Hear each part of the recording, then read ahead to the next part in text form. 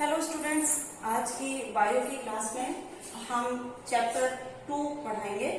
Chapter 2 हम पहले भी टॉपिक पढ़ चुके हैं। ये हमारा इस चैप्टर का सबसे लास्ट टॉपिक है। चैप्टर का नाम है गौमाता युग्मकोद्भिद की संरचना और विकास। हमने इस चैप्टर में स्टार्टिंग में पढ़ा था कि पौधों में दो प्रकार के युग्मक बनते हैं, नर और मादा। जो नर युग्मक में उनका निर्माण जो होता है वो परागकोश में होता है और परागकोश के अंदर जो लघु बीजाणु धानी होती है उसके अंदर लघु बीजाणुओं का निर्माण होता है। इन लघु बीजाणुओं को ही हम नर युग्मक कहते हैं और लघु बीजाणु बनने की जो प्रक्रिया होती है उसको लघु बीजाणु जनन कहा जाता है। जब परागकोश के अंदर ये लघु बीजाणु परिपक्व हो जाते हैं तो लघु बीजाणु धानी की भित्ति को तोड़ के बाहर आ जाते हैं और पुष्प की वर्तिकाग्र पर पहुंच जाते हैं। पुष्प की वर्तिकाग्र पर जब ये नर युग्मक परागकण के रूप में आकर के एकत्रित होते हैं तो उनमें परागनलिका विकसित होती है जो वर्तिकाग्र से होती हुई अंडाशय तक पहुंचती है। ये हमने टॉपिक में पढ़ा था। उसके बाद हमने पढ़ा था बीजांड। बीजांड की हमने पूरी संरचना पढ़ी थी। बीजांड की संरचना में हमने देखा था कि बीजाणु जो अंडाशय जो बनता है बीजांड के अंदर वो किस प्रकार बनता है, पूरी संरचना उसकी डिटेल से हमने पढ़ी थी। और हमने ये भी 6 प्रकार के बीजांड भी अपने पिछले टॉपिक में स्टडी किए हैं। उसके बाद आता है मादा युग्मक का निर्माण यानी गुरु बीजाणु जनन।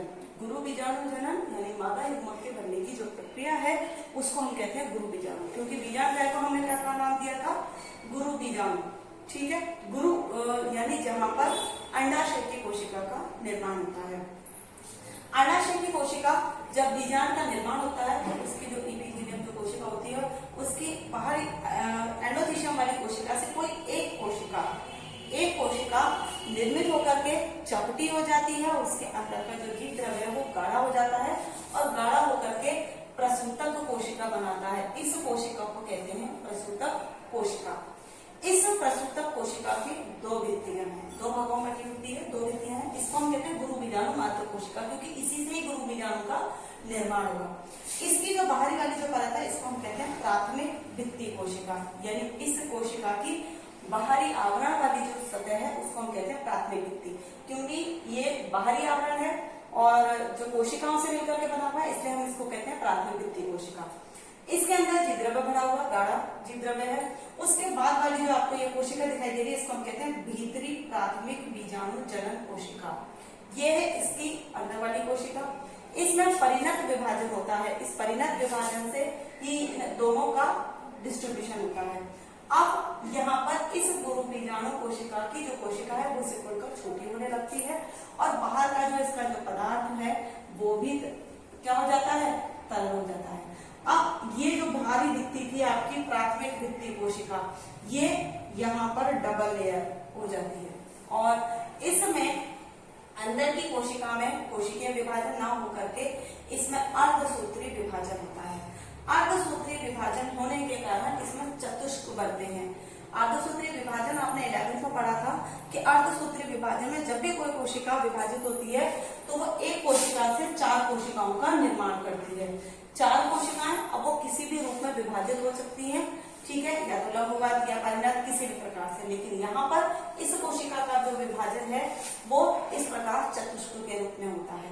यहाँ पर एक केंद्रक रूपी 4 कोशिकाओं में विभाजित हो जाता है। इन 4 के विभाजन के पश्चात केवल एक ही गुरु बीजाणु, क्योंकि ये गुरु बीजाणु चतुष्क है, इस गुरु बीजाणु मात्र कोशिका से इनका निर्माण हो रहा है तो इसको हम कहते हैं गुरु बीजाणु चतुष्क इसलिए कहा जाता है क्योंकि यहाँ कोशिका 4 भागों में विभाजित होती है इसलिए। ठीक है, अब इसकी कोशिका से कोई एक कोशिका सक्रिय गुरु बीजाणु का निर्माण करती है और शेष जो 3 कोशिकाएं होती हैं वो अक्रिय गुरु बीजाणु का निर्माण करती है। अब यहाँ पर कोई एक कोशिका, जैसे ये एक कोशिका है जिसको हम कहेंगे सक्रिय गुरु बीजाणु, केवल इसी में ही क्रिया होगी और यही सक्रियता से गुरु बीजाणु कोशिका का निर्माण करेगी, जबकि शेष 1, 2, 3 जो आपको अक्रिय गुरु बीजाणु कोशिका दिख रही है ये कोशिकाएं सक्रियता नहीं प्रदर्शित करती, यानी ये गुरु बीजाणु के निर्माण में भूमिका नहीं निभाती, बल्कि इस सक्रिय गुरु बीजाणु को सुरक्षात्मक आवरण प्रदान करती है, इसको सुरक्षा प्रदान करती है, इसको पोषण भी प्रदान करती है। यानी अक्रिय गुरु बीजाणु का कार्य है सक्रिय गुरु बीजाणु कोशिका को पोषण प्रदान करना, इसको सुरक्षा प्रदान करना और आवश्यक प्रोटीन और जो एंजाइम्स है उनको इसको उपलब्ध कराना। अब यहाँ पर जो सक्रिय गुरु बीजाणु कोशिका है, इससे मादा युग्मकोद्भिद का निर्माण होता है।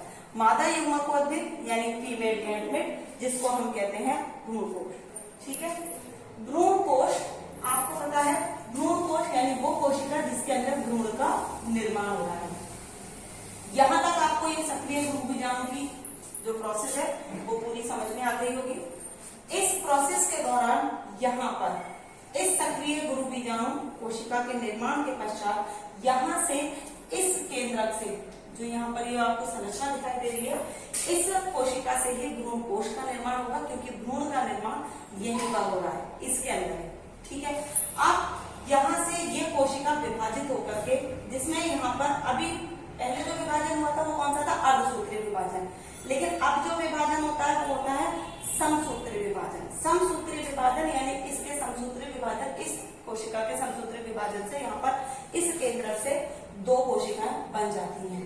अब इन दो कोशिकाओं में पुनः एक बार और विभाजन होगा, जिससे यहाँ पर ये दो कोशिकाएं निर्मित हो जाएंगी। फिर एक बार और, इस प्रकार इसमें 4 बार विभाजन होता है। ठीक है, यहाँ पर फिर ये विभाजन हुआ, तो जिससे यहाँ पर इसमें कितनी कोशिकाएं बन गई, 4। अब ये जो 4 कोशिकाएं इसमें निर्मित हो जाएंगी, ये पूरी इस गुरु बीजाणु के बनने की प्रोसेस है इसी के अंतर्गत। ठीक है, जिसमें भ्रूण कोश का निर्माण होगा। इसमें दोनों ही सिरों पर जो कोशिका पहले यहाँ सेंटर में थी, इसका विभाजन हुआ तो ये विपरीत ध्रुवों की ओर चली गई। विपरीत ध्रुव की ओर जो एक कोशिका थी विभाजित होकर के 2 में परिवर्तित हो गई। इन 2 कोशिकाओं में वापस समसूत्रीय विभाजन हुआ और समसूत्रीय विभाजन से 4 कोशिकाएं बनी। ये निचली वाली जो कोशिका दिखाई दे रही है आपको, इस कोशिका से भी समसूत्रीय विभाजन के द्वारा 2 कोशिकाएं बनी और इन 2 कोशिकाओं में वापस समसूत्रीय विभाजन से ये 4 कोशिकाएं बन गई। इन 4 कोशिकाओं के विभाजन के पश्चात इनसे एक कोशिका यहाँ मध्य में आकर के एकत्रित हो जाती है और शेष 3 कोशिकाएं अपने विपरीत ध्रुवों पर एकत्रित रहती है। अब बीच में जो मध्य में जो कोशिकाएं आ जाती है, इनको कहते हैं द्विध्रुवीय केंद्रक। यहाँ पर जो 2 कोशिकाएं आ जाती हैं, ये द्विध्रुवीय केंद्रक है। यहाँ पर इसकी ये वाली जो कोशिकाएं हैं, ये कोशिकाएं यहाँ पर निर्माण करती हैं अंड कोशिका का और सहायक कोशिकाओं का। ऊपर की 3 कोशिका प्रतिव्यासांग कोशिकाओं का निर्माण करती हैं।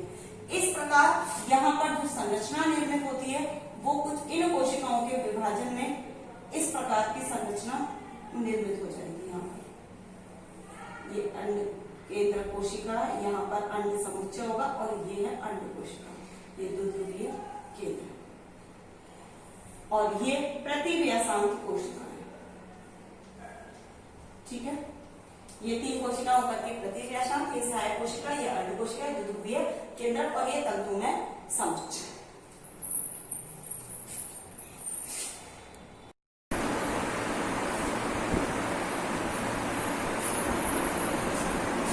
स्टूडेंट्स, हम यहाँ पर इस स्ट्रक्चर को देख करके हमें पता लग जाता है कि यहाँ पर 4 कोशिका विभाजित हुई। एक केंद्र इसका मध्य में आ गया, इसका एक केंद्र मध्य में आ गया, जिससे ये द्वितीय केंद्र का निर्माण कर देते हैं।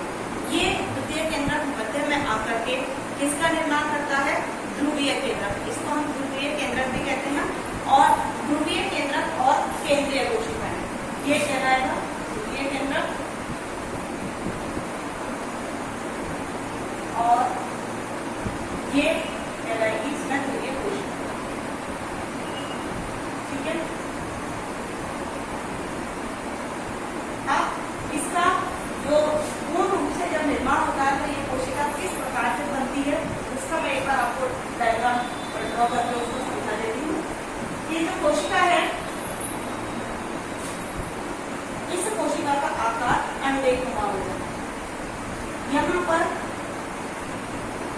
ये दो बड़े ध्रुवीय केंद्र हो गया, यहाँ पर मध्य। यहाँ ऊपर की ओर 3 कोशिकाएं होती है जिनको हम प्रतिमुखी कोशिकाएं कहते हैं। ये वाली कोशिकाएं या प्रतिव्यासांग कोशिकाएं भी कह सकते हैं। ये कोशिकाएं कुछ इस प्रकार से संरचना होती है, ये कहलाती है प्रतिमुखी कोशिकाएं।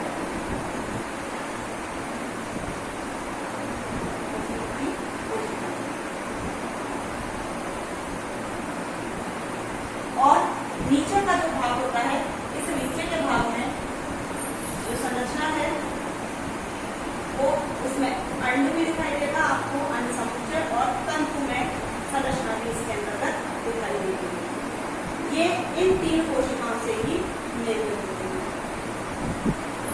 ये तंतु में समुच्चय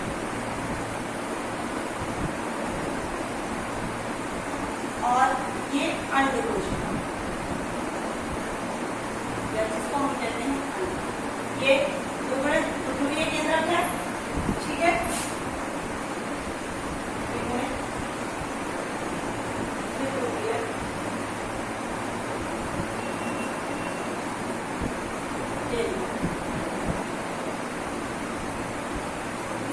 ठीक है, अब यहाँ पर इस अंड कोशिका में ये जो कोशिकाएं ये कहलाती हैं सहायक कोशिका।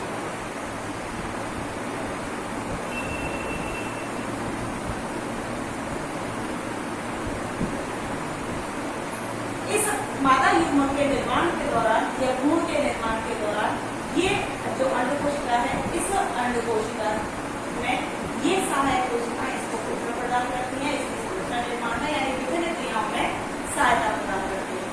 इस अंड कोशिका से ही भ्रूण का निर्माण होता है, यानी किसी भी मादा कोशिका के अंतर्गत भ्रूण कोश और भ्रूण का निर्माण किसी के द्वारा संपन्न होता है। ये आपके मादा युग्मक के प्रारंभिक जो स्टेज है वो यहाँ तक कंप्लीट होगी। इस अवस्था में यहाँ पर आवर्तबीजी जितने भी जो पौधे पाए जाते हैं उन पौधों में लगभग अप्रोक्सीमेटली पॉलीगोनल प्रकार के प्लांट्स होते हैं, यानी अधिकतर जितने भी प्लांट है उनको पॉलीगोनल प्लांट भी कहा जाता है। ये अधिकांश जितने भी आवर्तबीजी पौधे जिनमें फ्लावर्स बनते हैं या जिनमें नर मादा जन्म पाए जाते हैं, उनमें परिपक्व जो परागकोश है जब तक इसके पास पहुंचेगा अंड कोशिका तक, तब तक ये युग्मक पौधे मादा युग्मक पौधे के निर्माण की प्रक्रिया इसमें संपन्न हो जाती है। ठीक है, अब इसके मादा युग्मक के निर्माण के दौरान आपका ये यहाँ पर आज का चैप्टर जो लास्ट टॉपिक था वो कंप्लीट हुआ। अब मैं एक बार आपको रिमाइंडर करा दूं कि हमने इस चैप्टर में क्या क्या टॉपिक पढ़े थे। इस चैप्टर में हमने सेकेंड चैप्टर में स्टार्टिंग में पढ़ा था लघु बीजाणु, इस चैप्टर का नाम ही है लघु बीजाणु और जनन या नर या मादा युग्मक होते हैं। तो नर युग्मक कहाँ बनते हैं? लघु बीजाणु कोशिका में, जो परागकोश के अंदर बनती है। लघु बीजाणु जनन की प्रोसेस पढ़ी थी कि किस प्रकार पराग जो कोश है उसके अंदर पराग कणों का निर्माण होता है और किस प्रकार ये पराग कणों के निर्माण के पश्चात जो पराग कण है उसमें अंकुरण होता है जो पुष्प की वर्तिका तक पहुंचते हैं। इसमें हमने आपको पुष्प की जो संरचना है उसमें जयाणु का स्ट्रक्चर और आपके पुंगंग का स्ट्रक्चर दोनों की संरचना बताई थी। संरचना के साथ साथ हमने नर युग्मक का निर्माण परागकण के रूप में आपको बताया था। दूसरा हमने आपको बताया था बीजाणु, पुष्प के जयाणु में जो अंड कोशिका जब बनती है तो उसका निर्माण कैसे होता है और कैसे उसकी संरचना बनती है, और उस पूरी संरचना में हमने नर और मादा युग्मक के रूप में युग्मकों के निर्माण की प्रक्रिया भी आपको समझाई। ये सेकंड चैप्टर आपका कंप्लीट हुआ फर्स्ट यूनिट का। अब